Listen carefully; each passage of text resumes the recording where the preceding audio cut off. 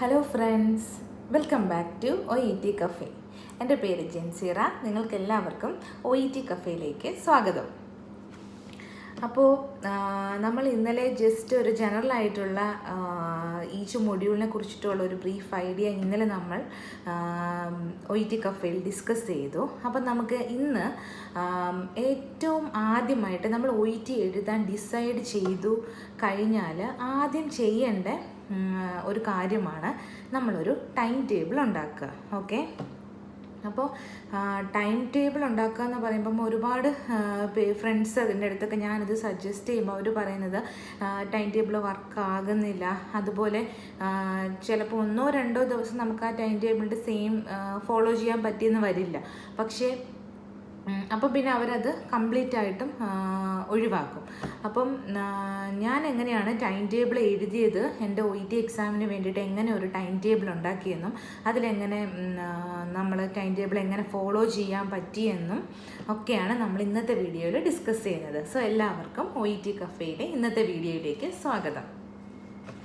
അപ്പോൾ time table എന്ന് പറയുമ്പം നമ്മൾ ആദ്യം നമുക്കൊരു പ്ലാൻ വേണം. നമ്മൾ OET എഴുതാൻ പോകുവാണെങ്കിൽ ഞാൻ പറയുന്നത് ഒരു ഫസ്റ്റ് അറ്റംപ്റ്റ് ഉള്ള ആളുകൾക്ക് ഒരു മിനിമം 3 months എങ്കിലും നമ്മൾ മുന്നേ ആയിട്ട് എക്സാം എഴുതാൻ ഏത് ഡേറ്റാണോ തീരുമാനിക്കുന്നത് അതിന് 3 months മുന്നേ എങ്കിലും നമ്മൾ ഈ ഒരു ടൈം ടേബിൾ ഉണ്ടാക്കുക. ഓക്കെ, അപ്പോൾ ഞാൻ അങ്ങനെയാണ് ചെയ്തിരുന്നത്. അപ്പോൾ 3 months മുന്നേ നമ്മൾ ഡിസൈഡ് ചെയ്തു, ഓക്കെ എനിക്ക് OET എഴുതണം, അത് ഈ മന്തിൽ ഈ ഒരു ഡേറ്റിലായിരിക്കും എൻ്റെ എക്സാം ഡേറ്റ് വരിക എന്നുള്ളത് നമ്മൾ മുൻകൂട്ടിയിട്ട് ഫിക്സ് ചെയ്യുക. നമ്മളൊരു കലണ്ടർ എടുത്തിട്ട് നമ്മൾ അതിനകത്തോട്ടേക്ക് നമ്മളതങ്ങനെ ഫിക്സ് ചെയ്തു, ഈ ഡേറ്റിന് എൻ്റെ എക്സാം ഡേറ്റ് ആണ്. ഓക്കെ, അപ്പോൾ അതിന് എക്സാമിന് തൊട്ട് മുന്നേ ഉള്ള ഒരു 15 to 20 days, ഓക്കെ മാക്സിമം ഒരു 20 days വെച്ച് കഴിഞ്ഞാൽ അത്രയും നല്ലത്. ആ 20 days നമ്മൾ മാറ്റി വെക്കേണ്ടത് ഇൻറ്റൻസ് സ്റ്റഡിക്കാണ്. അപ്പം എക്സാം ഡേറ്റ് നമ്മൾ കലണ്ടറിൽ മാർക്ക് ചെയ്യുന്നു. അതായത് യൂഷ്വലി ഇപ്പം നമുക്ക് എല്ലാ മന്തിൻ്റെയും സ്റ്റാർട്ടിങ് ഫസ്റ്റ് വീക്കിലുള്ള ഒരു സാറ്റർഡേയും അതുപോലെ ലാസ്റ്റ് വീക്കിലുള്ള സാറ്റർഡേയും ആയിരിക്കും യൂഷ്വലി OET എക്സാം നടക്കുക. അപ്പം നമുക്ക് അങ്ങനെയല്ല, അതിപ്പോൾ എക്സാക്ട് ഡേറ്റ് അങ്ങനെയല്ല, സംവാട്ട് ഹിയർ ആയിരിക്കും നമ്മുടെ എക്സാം. അങ്ങനെ നമ്മളൊരു പ്രീ പ്ലാനിങ് ചെയ്യുക. ഓക്കെ, അപ്പോൾ എനിക്കിപ്പോൾ ജാനുവരി അറൗണ്ട് ലാസ്റ്റ് വീക്കിലായിരിക്കാം എക്സാം എടുക്കേണ്ടത്. അപ്പം ഞാൻ അതിന് മുന്നേ January 1 ടിൽ ആ ഒരു എക്സാം ഡേറ്റ് വരെ ഞാനൊരു ഇൻറ്റൻസ് സ്റ്റഡിക്കായിട്ട് വെച്ചിരിക്കണം. ആ ടൈമിൽ ഞാൻ വേറെ ഒന്നിലും ബിസി ആയിരിക്കില്ല. അങ്ങനെ നമ്മളൊരു ടൈം ടേബിൾ ഉണ്ടാക്കുക. അപ്പം അതിന് മുന്നത്തെ ഒരു 1 month 2 month ചിലപ്പം നമ്മളെല്ലാം നേഴ്സുമാരും ഓരോ പ്രൊഫഷണൽസാണ്. അപ്പം നമുക്ക് എന്താണ് നമ്മുടെ ഡ്യൂട്ടീസും ഒക്കെ ആയിട്ട് നമ്മൾ ബിസി ആയിരിക്കും. അപ്പോൾ ഇതിൻ്റെ ഇടയ്ക്ക് ചിലപ്പം ഒരു 2 ഓഫോ അല്ലെങ്കിൽ ഇൻ ബിറ്റ്വീൻ ഡ്യൂട്ടിയുടെ ഇടയ്ക്കോ അങ്ങനെ എപ്പോഴേലൊക്കെ ആയിരിക്കും നമുക്കിതൊക്കെ വർക്ക് ചെയ്യാൻ പറ്റുക.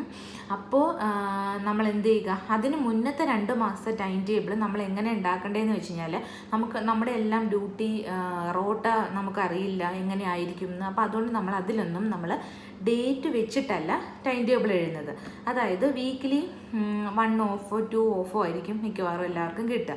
അപ്പോൾ ആ ഒരു 1 ഓഫിൽ 2 ഓഫിൽ നമ്മൾ എങ്ങനെ യൂട്ടിലൈസ് ചെയ്തിട്ട് നമ്മൾ OET പ്രാക്ടീസ് ചെയ്യാമെന്ന് മാത്രമായിരിക്കും നമ്മൾ ടൈം ടേബിളിൽ എഴുതി വയ്ക്കുക. അതായത് അപ്പോൾ ഈ 3 month പ്ലാനിങ്ങിൽ ലാസ്റ്റ് 1 monthൻ്റെ ഞാൻ പറഞ്ഞു അപ് ടു എക്സാം ഡേറ്റ് വരെയുള്ളത് നമ്മൾ വിട്ടു, അത് ഇൻറ്റൻസ് ട്രെയിനിങ്ങിനാണെന്ന്. പിന്നെ ഉള്ള 2 months ഫസ്റ്റ് മന്ത് എന്ന് പറയുന്നത് മെയിനായിട്ടും OET ഗ്രാമർ പഠിക്കാനായിട്ട്. ഇംഗ്ലീഷ് ഗ്രാമർ ഫുള്ളായിട്ടും നമ്മൾ അങ്ങനെ അത്ര ഡീറ്റെയിൽഡ് ആയിട്ട് പഠിക്കേണ്ട ആവശ്യം ഉണ്ടെന്ന് എനിക്ക് തോന്നുന്നില്ല. നമ്മൾ OET എക്സാം എഴുതാനോ പാസ്സാകാനോ ആയിട്ട്. ഇത് എൻ്റെ എക്സ്പീരിയൻസ് വെച്ചിട്ട് ഞാൻ പറയുന്നതാണ്. ജനറലായിട്ട് OETക്ക് വേണ്ടുന്ന ഒരു ബേസിക് ഗ്രാമേഴ്സ് ഉണ്ട്, അത് നമുക്ക് പഠിച്ചെടുക്കാൻ പറ്റാവുന്ന ഗ്രാമേഴ്സുകളേ ഉള്ളൂ. അതായത് മെയിനായിട്ട് നമുക്ക് റൈറ്റിങ്ങിനും പിന്നെ ബേസിക്കായുള്ള കുറച്ച് ഗ്രാമേഴ്സ് നമുക്ക് സ്പീക്കിങ്ങിനും ആവശ്യമായിട്ട് വരും. അത്രയൊക്കെയാണ് OETയിൽ ഗ്രാമേഴ്സായിട്ട് വരുന്നുള്ളൂ. അപ്പോൾ ആ ഗ്രാമേഴ്സുകൾ, അതുപോലെ ചില ഇതിൻ്റെ യൂസേജസ്, ഫോംസ്, ഓരോ ഫോംസ് എങ്ങനെ യൂസ് ചെയ്യുന്നത്, അങ്ങനെയൊക്കെ ഉള്ള കുറച്ച് ഗ്രാമേഴ്സുകൾ മാത്രമേ ഉള്ളൂ. അപ്പോൾ അതൊന്ന് ഓർത്ത് നിങ്ങൾ വിഷമിക്കേണ്ട ആവശ്യമില്ല. ഗ്രാമർ OET ഗ്രാമർ വളരെ ഈസിയാണ്.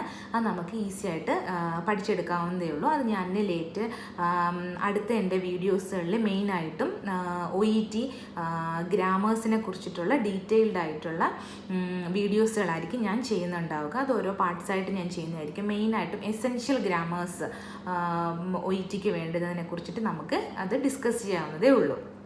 പിന്നെ OET ഗ്രാമർ ആ ഒരു ഇനീഷ്യൽ ഒരു 1 മന്ത് നമ്മൾ മെയിനായിട്ട് ഫോക്കസ് ചെയ്ത് നമ്മൾ അതൊന്ന് കംപ്ലീറ്റ് ചെയ്തു. പിന്നെ ഈ OET ഗ്രാമറിൻ്റെ കൂട്ടത്തിൽ തന്നെ നമ്മൾ ജസ്റ്റ് ഈ 4 മൊഡ്യൂളിനെ കുറിച്ചിട്ട് നമ്മളൊന്ന് ടച്ചും കൂടെ ചെയ്യുക. അതായത് ഞാൻ കഴിഞ്ഞ വീഡിയോസിൽ പറഞ്ഞിരുന്നു നമുക്ക് ന്യൂസ് പേപ്പർ റീഡിങ്ങും അതുപോലെ തന്നെ നമുക്ക് ലിസണിങ് ടു ഓരോ ഡിഫറെൻറ്റ് പോഡ്കാസ്റ്റുകളും വേണമെന്ന്. അപ്പോൾ ഈ പോഡ്കാസ്റ്റുകളും കേൾക്കുന്നതും ഈ റീഡിങ് ന്യൂസ് പേപ്പർ എന്ന് പറഞ്ഞ ഹാബിറ്റും, അപ്പോൾ അത് രണ്ടും എന്ന് പറഞ്ഞാൽ നമ്മുടെ റീഡിങ് ആൻഡ് ലിസണിങ്ങിൻ്റെ പ്രാക്ടീസാണ് നടക്കുന്നത്. അത് നമ്മുടെ ഈ ഡേ 1 മുതൽ തന്നെ ഇതിൻ്റെ കൂട്ടത്തിൽ കൊണ്ടുപോവുകയും വേണം. പ്ലസ് ഈ 1 മന്ത് നമ്മൾ ഗ്രാമർ പഠിക്കാനായിട്ട് എടുക്കുന്നു.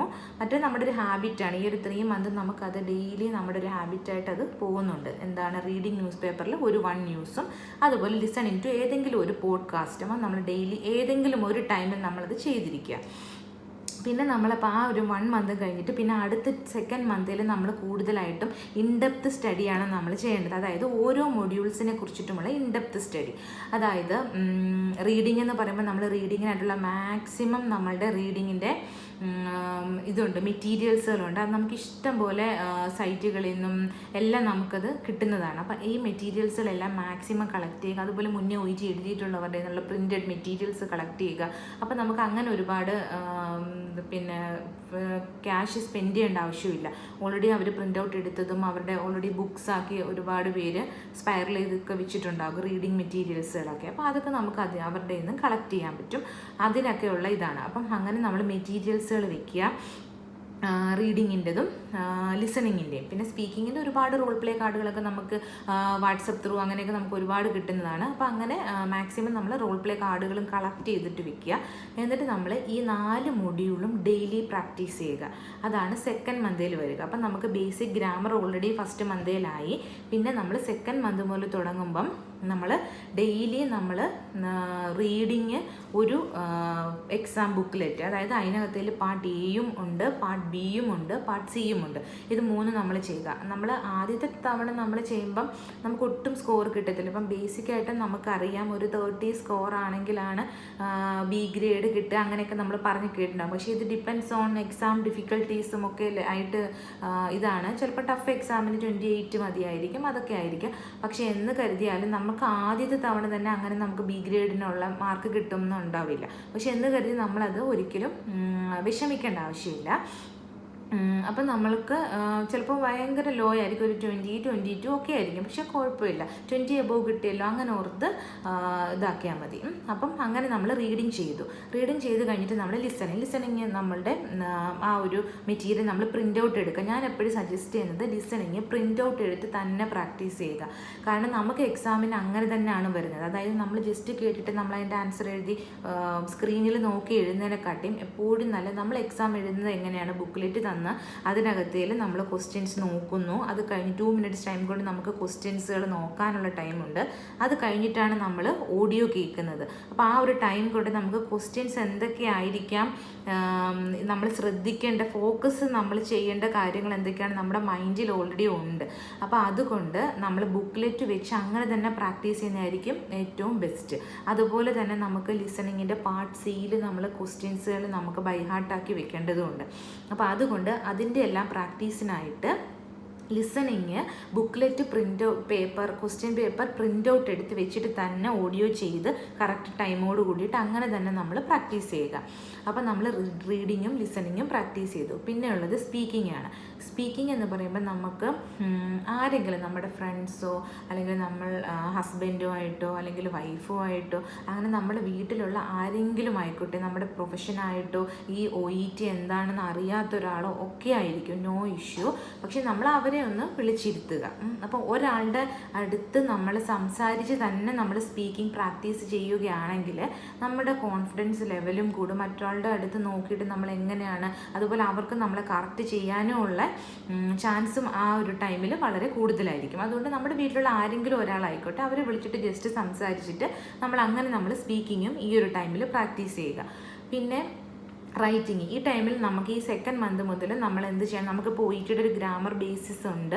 എന്നിട്ട് നമ്മൾ ലെറ്റർ റൈറ്റിങ്ങിന് നമ്മൾ സ്റ്റാർട്ട് ചെയ്യണം. അപ്പോൾ ഡെയിലി നമ്മൾ 1 ലെറ്റർ വെച്ചിട്ട് റൈറ്റിങ്ങിനും സ്റ്റാർട്ട് ചെയ്യണം.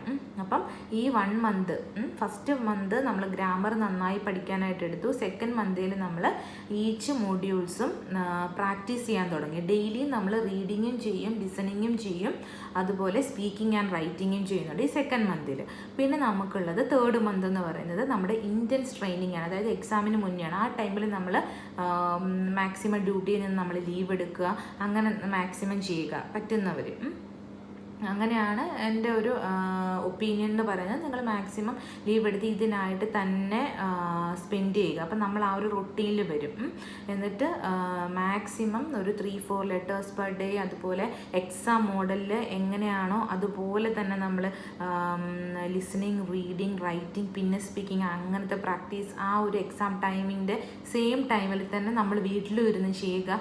അങ്ങനെ നമ്മൾ ഡെയിലി നമ്മളത് യൂസ്ഡ് ടു ആകും. അപ്പോൾ പെട്ടെന്നൊരു ദിവസം നമ്മൾ എക്സാമിന് ഡേറ്റിന് പോകുമ്പോൾ നമ്മൾ ആകെപ്പാടെ, കാരണം OET സെൻറ്റേഴ്സിലോട്ടൊക്കെ നമ്മൾ ട്രാവൽ ചെയ്ത് പോകുക എന്ന് പറയുമ്പോൾ നമുക്ക് കുറച്ച് ദൂരത്ത് പോകേണ്ടതായിട്ടുണ്ട്. ചിലപ്പോൾ നമ്മൾ തലേന്ന് തന്നെ നമ്മൾ ഏതെങ്കിലും ഹോട്ടലിൽ വല്ലതും സ്റ്റേ ചെയ്തിട്ടായിരിക്കാം നമ്മൾ പോകേണ്ടത്. അപ്പോൾ ഇതിലൊന്നും നമ്മൾ യൂസ്ഡ് ടു ആവത്തില്ല. പെട്ടെന്ന് രാവിലെ എഴുന്നേറ്റ് ചിലപ്പോൾ ട്രാവൽ ചെയ്തിട്ടായിരിക്കാം നമ്മൾ എക്സാം സെൻറ്ററിൽ പോയിരിക്കുന്നത്. അപ്പോൾ നമുക്ക് ആ ഒരു ടൈമിങ്ങിൻ്റെ പ്രശ്നങ്ങളും ആ ഒരു ബുദ്ധിമുട്ടുകളും ഒക്കെ ഉണ്ടാകും. അതിൻ്റെ കൂട്ടത്തിൽ നമുക്കിത് എല്ലാം കൂടെ കോൺസെൻട്രേഷൻ നമുക്ക് കിട്ടത്തില്ല. ലിസണിങ് ആണ് സ്റ്റാർട്ടിങ് തന്നെ. അപ്പോൾ നമ്മൾ അത്ര കോൺസെൻട്രേറ്റ് ആയിട്ടിരിക്കണം. അപ്പോൾ അതുപോലെ ആദ്യം ലിസണിങ്, പിന്നെ അത് കഴിഞ്ഞ് ആ ഒരു മൈൻഡ് നമ്മുടെ ഒന്ന് ഫ്രീ ആകുന്നതിന് മുന്നേ തന്നെ നമ്മൾ റീഡിങ് കോൺസെൻട്രേറ്റ് ചെയ്ത് ചെയ്യണം. അപ്പോഴേക്കും റൈറ്റിംഗ് വന്നു. പിന്നെ സ്പീക്കിങ്ങിന് നമുക്ക് എന്തായാലും ആഫ്റ്റർനൂൺ നമുക്ക് കുറച്ച് ടൈം കിട്ടും എന്നെങ്കിലും പറയാം. അപ്പോൾ നമുക്ക് ഈ ഒരു കോൺസെൻട്രേഷൻ വേണം ഈ ഒരു 3 അവറിലേക്കുള്ള. അപ്പോൾ അത് നമുക്ക് മാക്സിമം നമ്മളൊരു നോർമൽ ആകെ 20 minute concentration at A time എന്നാണ് പറയുന്നത്. അപ്പോൾ അതിനെ നമ്മൾ 3 അവേഴ്സിലേക്ക് എക്സ്റ്റെൻഡ് ചെയ്ത് നമ്മൾ പ്രാക്ടീസോട് കൂടി നമുക്ക് പറ്റാത്തതായിട്ട് ഈ ലോകത്തൊന്നുമില്ല. അപ്പം നമ്മളൊരു കാര്യം നമുക്ക് വേണം, നമുക്ക് മൈൻഡിലൊരു കോൺഫിഡൻസും അതുപോലെ നല്ല ഒരു ഡിസിഷൻ നമ്മുടെ മൈൻഡിൽ എടുത്തിട്ടുണ്ട്, നമുക്കിത് വേണം എന്നാണെങ്കിൽ നമ്മൾ അതിനായിട്ട് മാക്സിമം ഹാർഡ് വർക്ക് ചെയ്യുക. അതുപോലെ നന്നായിട്ട് പ്രാർത്ഥിക്കുക. അവരവരുടെ ദൈവത്തിനോട് നന്നായിട്ട് പ്രാർത്ഥിക്കുക. അത് നമുക്ക് നല്ല കോൺഫിഡൻസ് ലെവലും തരും എക്സാം അറ്റൻഡ് ചെയ്യാനായിട്ട്. അതുപോലെ തന്നെ അതിൻ്റെ റിസൾട്ടും ഉണ്ടാകും അതിന്. അപ്പം നമ്മൾ ഹാർഡ് വർക്ക് ചെയ്യുകയാണെങ്കിൽ ഇതിന് ഒരിക്കലും നമ്മുടെ ഇത് വേസ്റ്റ് ആവത്തില്ല. അതിനുള്ള റിസൾട്ട് നിങ്ങൾക്ക് ഉണ്ടാവുക തന്നെ ചെയ്യും. അതുകൊണ്ട് നമ്മൾ അങ്ങനെ ഇൻറ്റൻസ് ട്രെയിനിങ്ങിലാണ് ഈ ലാസ്റ്റ് മന്ത് പോകുന്നത്. അതായത് രാവിലെ ആ ഒരു എക്സാം ടൈമിംഗ് ഉണ്ടല്ലോ, ഇപ്പം ഓരോ രാജ്യത്തും അതിൻ്റെതായ വ്യത്യാസമുണ്ട്. നാട്ടിലെ എക്സാം ടൈമിംഗ് അനുസരിച്ചിട്ട് ആ ഒരു ടൈമിൽ നമ്മൾ ലിസണിങ് ചെയ്യുന്ന ടൈം തന്നെ നമ്മൾ വീട്ടിലും പ്രാക്ടീസിന് ഇരിക്കുന്നു, ലിസണിങ് ചെയ്യുന്നു. പിന്നെ നമ്മൾ അത് കഴിഞ്ഞ് റെസ്റ്റ് എടുക്കാനോ മറ്റുള്ളവർ സംസാരിക്കാനോ പോകത്തില്ല. ആ എക്സാമിൻ്റെ ആ ഒരു സൈലൻസ് അതുപോലെ തന്നെ ഇരുന്നിട്ട് ആ ഒരു മൈൻഡ് സെറ്റിൽ തന്നെ നമ്മൾ റീഡിങ്ങും അവിടെ ഇരുന്ന് ടൈം സെറ്റ് ചെയ്തിരുന്ന് ചെയ്യുന്നു. അത് കഴിഞ്ഞിട്ട് നമ്മൾ നമ്മുടെ വീട്ടിൽ ആരാണോ ഉള്ളത് നമുക്ക് സ്പീക്കിംഗ് പ്രാക്ടീസ് ലെറ്റർ റൈറ്റിങ്ങിന് അത് കഴിഞ്ഞിട്ട് നമ്മൾ ചെയ്യുന്നു. അതും കഴിഞ്ഞതിന് ശേഷം നമ്മൾ സ്പീക്കിങ്ങും കൂടെ പ്രാക്ടീസ് ചെയ്യുന്നു. അപ്പോൾ അതാണ് ഡെയിലി എക്സാം മോഡലായിരിക്കും നമ്മൾ ഈ ഒരു ലാസ്റ്റ് മന്ത്, അതായത് എക്സാം ഡേറ്റ് എടുത്ത മന്തിൽ നമ്മൾ ചെയ്യുന്നത്. അപ്പോൾ അങ്ങനെ നമ്മൾ ചെയ്ത് കഴിയുമ്പം നമ്മുടെ കോൺസെൻട്രേഷൻ ലെവലും കൂടും. എക്സാമിന് നമ്മൾ സെൻറ്ററിൽ ചെന്നിട്ട് ആദ്യമായിട്ട് നമ്മളിത് ചെയ്യുന്നത് പോലെ നമുക്ക് ഒത്തിരി ഡിഫിക്കൽട്ടോ നമുക്ക് ഹെഡ് ഏക്കോ അങ്ങനെയുള്ള യാതൊരു ബുദ്ധിമുട്ടുകളും ഉണ്ടാകത്തില്ല. നമ്മൾ നല്ല കംഫർട്ട് ആൻഡ് കൂളായിരിക്കും. കാരണം ഇത് നമ്മളത് യൂസ്ഡ് ടു ആയി. അപ്പം നമുക്കതൊരു പ്രശ്നം ഉണ്ടാവില്ല. അതുകൊണ്ടാണ് ഞാനിങ്ങനെയായിരുന്നു ഫോളോ ചെയ്തത്. അപ്പോൾ അത് എനിക്ക് റിസൾട്ട് ഉണ്ടായതുകൊണ്ടാണ് എനിക്ക് നിങ്ങളുടെ അടുത്ത് ഞാനിതെങ്ങനെ സജസ്റ്റ് ചെയ്യുന്നത്. അത് എൻ്റെ ഒരു നല്ല ഒരു മെത്തേഡായിട്ട് എനിക്കത് തോന്നി. അതുകൊണ്ടാണ് ഞാൻ നിങ്ങൾക്ക് ഇത് ഷെയർ ചെയ്ത് തരുന്നത്. അപ്പോൾ നിങ്ങളും ഇതുപോലെ ട്രൈ ചെയ്ത് നോക്കുക. എന്നിട്ട് നിങ്ങളുടെ സജഷൻസും എല്ലാം നിങ്ങൾ കമൻസായിട്ട് എനിക്ക് അറിയിക്കുക. ഓക്കെ. അപ്പം ഇതൊക്കെയാണ് ടൈം ടേബിളിനെ കുറിച്ചിട്ട് എനിക്ക് പറയാനുള്ളത്. ഇപ്പം നമ്മുടെ ഈ ലാസ്റ്റ് മന്തിലെ ടൈം ടേബിൾ എന്ന് പറയുമ്പം അത് നമ്മൾ വേറെ എങ്ങും പോകാതെ, ഇപ്പം ഞാനെന്ന് പറഞ്ഞാൽ ഞാൻ വെക്കേഷൻ ലീവ് എടുത്തിട്ടുണ്ടായിരുന്നു. ആ ഒരു എനിക്ക് ജാനുവരി 21 എക്സാം ഡേറ്റ്, ഈ ലാസ്റ്റ് ജാനുവരി 21. അപ്പം ഞാൻ 1 to 20 ഞാൻ വെക്കേഷൻ ലീവ് തന്നെ എടുത്തു. വെക്കേഷൻ ലീവ് എടുത്തിട്ട് രാവിലെ ഇരുന്നിട്ടായിരുന്നു ഈ ഒരു 4 hour എക്സാം മോഡൽ ഞാൻ സ്റ്റാർട്ട് ചെയ്തു. എന്നിട്ട് എക്സാം മോഡൽ സെയിം തന്നെ എഴുതി കഴിഞ്ഞിട്ട് പിന്നെ ഒരു 30 minutes or 1 hour റെസ്റ്റ് എടുത്തിട്ട് പിന്നെ ഞാൻ വേറെ ടൈം ടേബിൾ എഴുതി വെച്ചു. അതായത് 1 hour റെസ്റ്റാണ്. അപ്പം ആ ടൈമിൽ നമുക്കുള്ള എന്തെങ്കിലും നമ്മുടെ നോർമൽ കാര്യങ്ങളൊക്കെ ചെയ്യുക. അത് കഴിഞ്ഞിട്ട് വീണ്ടും വന്നിട്ട് നമ്മൾ റീഡിങ് പ്രാക്ടീസ് ചെയ്യുക. അങ്ങനെ അത് ഡിഫറെൻറ്റ് ഡേയ്സിൽ ഡിഫറെൻറ്റ് ടൈം ടേബിൾ തന്നെ വെച്ചിരുന്നു. പക്ഷെ അത് എനിക്ക് തോന്നുന്നു നമുക്ക് ഈസി ആയിട്ട് അത് ഫോളോ ചെയ്യാൻ പറ്റും, അങ്ങനെ ഒരു ടൈം ടേബിൾ എഴുതുന്നത്. കാരണം നമ്മളപ്പോൾ വീട്ടിൽ തന്നെയാണ്, നമുക്കറിയാം വേറെ നമ്മൾ ബിസിയോ ഡ്യൂട്ടിയോ ആയിട്ടോ അങ്ങനെയൊന്നുമല്ല. അതുകൊണ്ട് നമുക്ക് അതേൽ സ്ട്രിക്റ്റ് ആയിട്ട് തന്നെ ഫോളോ ചെയ്യാൻ പറ്റുമായിരുന്നു. ഇപ്പോൾ ടൈം ടേബിൾ അനുസരിച്ച് തന്നെ റീഡിങ്, അത് കഴിഞ്ഞിട്ട് നമ്മൾ ലിസണിങ് പാർട്ട് ബി നമ്മൾ കൂടുതലായിട്ടും കേട്ടു, അല്ലെങ്കിൽ ലിസണിങ് പാർട്ട് സിയുടെ ക്വസ്റ്റ്യൻസ് എങ്ങനെ നമുക്ക് ആ 2 minutes കൊണ്ട് ബൈ ഹാർട്ട് ചെയ്തെടുക്കാം എന്നുള്ള പ്രാക്ടീസ് ചെയ്തു. അങ്ങനെ ഓരോ ദിവസവും ഓരോ ഡിഫറെൻറ്റ് ടൈപ്സ് ഓഫ് ടൈം ടേബിളായിരുന്നു എഴുതിയിരുന്നത്. പാർട്ട് ഒരു ദിവസം റീഡിങ്ങിൻ്റെ പാർട്ട് ബിയെ ഫോക്കസ് ചെയ്തിരുന്നെങ്കിൽ അത് ഡിഫറെൻറ്റ് സ്റ്റൈലിലാണ്. പാർട്ട് സി എന്ന് പറയുന്ന വേറൊരു രീതിയിലാണ് നമ്മൾ ചെയ്യേണ്ടത്. അപ്പോൾ അതെല്ലാം അനുസരിച്ചിട്ട് ടൈം ടേബിളും എഴുതി അങ്ങനെ നമ്മളത് ഫോളോ ചെയ്യുക ആ ടൈം ടേബിളിന്. പിന്നെ ഇൻ കേസ് ഈ ഒരു ടൈം ടേബിൾ നിങ്ങൾ എഴുതി വെച്ചു, അതിലൊരു 1 ഡേയോ അല്ലെങ്കിൽ ഒരു ഇതോ നിങ്ങൾക്ക് ചെയ്യാൻ പറ്റിയില്ലെങ്കിലും ഡോണ്ട് വറി. നിങ്ങൾ തൊട്ടടുത്തുള്ള ദിവസത്തെ ആ ഒരു ദിവസം നിങ്ങൾക്ക് എന്തെങ്കിലും ഒരു ഇത് പറ്റി, അല്ലെങ്കിൽ ഗസ്റ്റ് വന്നോ, അല്ലെങ്കിൽ നിങ്ങൾ സിക്കായിരുന്നു, അത് പറ്റിയില്ല, അപ്പം നിങ്ങൾ തൊട്ടടുത്തുള്ള ഡേയിൽ ഉള്ള ടൈം ടേബിൾ അതുപോലെ തന്നെ ഫോളോ ചെയ്യുക, അത്രയേ ഉള്ളൂ. അപ്പം OET എക്സാം എഴുതുന്ന എല്ലാവരോടും ഞാൻ സജസ്റ്റ് ചെയ്യുന്നത് ഈ ഒരു ടൈം ടേബിളിനെ കുറിച്ചിട്ടാണ്. നിങ്ങളുടെ കഴിവുകളെ കുറിച്ചിട്ട് നിങ്ങൾക്കാണ് ഏറ്റവും നന്നായിട്ട് അറിയുന്നത്. അപ്പം നിങ്ങൾക്ക് ഏത് ഏരിയയിലാണ് ലോ, അപ്പോൾ ഏറ്റവും ബെസ്റ്റായിട്ട് തറവായിട്ട് വേണ്ടുന്നത് ഏതാണ്, അതിന് കൂടുതൽ ടൈം സ്പെൻഡ് ചെയ്ത് അങ്ങനെ നല്ല ഒരു ടൈം ടേബിൾ നിങ്ങൾ ഇന്ന് തന്നെ ഉണ്ടാക്കുക. പിന്നെ ടൈം ടേബിൾ ഉണ്ടാക്കാനായിട്ട് ഞാൻ യൂസ് ചെയ്തത് നമ്മുടെ ഈ വേർഡിൽ തന്നെ, നമ്മൾ മൈക്രോസോഫ്റ്റ് വേർഡ് ഓപ്പൺ ആക്കിയിട്ട് അതിൽ തന്നെ കലണ്ടർ എന്ന് പറഞ്ഞിട്ടൊരു ഓപ്ഷൻ ഉണ്ട്. അപ്പോൾ ആ കലണ്ടറിൽ നമ്മളുടെ ഈച്ച് മന്ത് എടുക്കുക. അതായത് ഇപ്പം നമ്മളിപ്പോൾ ഇപ്പം നവംബർ, ഡിസംബർ, ജനുവരി ആയിരുന്നു എൻ്റെ എക്സാമിൻ്റെ ആ ഒരു 3 month ടൈം ടേബിളിൻ്റെ ടൈമെങ്കിൽ ഞാനിപ്പോൾ November plan, December plan, January plan, അങ്ങനെ തൊട്ട് തലേ മാസം നെക്സ്റ്റ് മന്തിലേക്കുള്ള ടൈം ടേബിൾ ഉണ്ടാക്കിയിരുന്നാൽ മതി. അപ്പം നവംബർ പ്ലാൻ എന്ന് പറഞ്ഞിട്ട് അതിനകത്തുള്ളതെല്ലാം ആക്കി വെച്ചിട്ട് നമുക്കത് പ്രിൻ്റ് ഔട്ട് എടുക്കാൻ പറ്റും. അങ്ങനെ നമുക്ക് അങ്ങനെ ഒരു ഓപ്ഷനും ഉണ്ട്. വേർഡിനകത്തിൽ കലണ്ടറിൽ പോയിട്ട് അതിൽ ഓരോ ഡേറ്റ്സുകൾ വരും, അതിനകത്തിൽ നമുക്ക് എഴുതാം OET റീഡിങ് ഇന്ന ഡേറ്റിൽ, ലിസണിങ് ഇന്ന ഡേറ്റിൽ, അങ്ങനെ നമുക്ക് ഓരോന്നിലും എഴുതി അങ്ങനെ നമുക്കത് ഫോളോ ചെയ്യാൻ പറ്റും. ഇപ്പം ഇല്ലെങ്കിൽ ഇത്ര ദിവസം എനിക്ക് ഡ്യൂട്ടി അത് കഴിഞ്ഞിട്ടൊരു ഓഫ്, അപ്പോൾ ആ ഓഫിൻ്റെ അവിടെ എനിക്ക് റീഡിങ് ആ ലിസണിങ്, അങ്ങനെ നമുക്ക് ആ ടൈം ടേബിൾ ആ ഒരു വേർഡ് ഫോമാറ്റിൽ നമുക്ക് എഴുതിയിട്ട് പ്രിൻ്റ് ഔട്ട് എടുത്ത് നമ്മളുടെ റൂമിലോ എല്ലാം വെച്ച് കഴിഞ്ഞാൽ പിന്നെ നമുക്ക് ആ ഒരു ടൈം ടേബിൾ കാണുമ്പോൾ അത് ഫോളോ ചെയ്യാനായിട്ടുള്ള ഒരു ടെൻഡൻസിയും വരും. നമ്മളിത് മറക്കാതെ ഇത് ഫോളോ ചെയ്യുകയും ചെയ്യും. പിന്നെ ഈസിയാണ് താനും, നമ്മൾ റൂമിലൊരു വോളിലൊക്കെ ഒട്ടിച്ച് വെച്ച് കഴിഞ്ഞാൽ നമുക്ക് നോക്കാനും ഒക്കെ എളുപ്പമുണ്ടാകും. അപ്പോൾ ഇങ്ങനെയായിരുന്നു ഞാൻ ചെയ്തിരുന്നത്. നിങ്ങൾക്ക് ഈ ഒരു വീഡിയോ യൂസ്ഫുൾ ആയെന്ന് വിശ്വസിക്കുന്നു. നിങ്ങൾക്ക് ഈ വീഡിയോ ഇഷ്ടപ്പെട്ടിട്ടുണ്ടെങ്കിൽ ലൈക്ക് ചെയ്യുക. അതുപോലെ നിങ്ങളുടെ മറ്റ് OET എഴുതാൻ ആഗ്രഹിക്കുന്ന ഫ്രണ്ട്സുകൾ ആരെങ്കിലും ഉണ്ടെങ്കിൽ ഈ വീഡിയോ ഷെയർ ചെയ്ത് കൊടുക്കുക.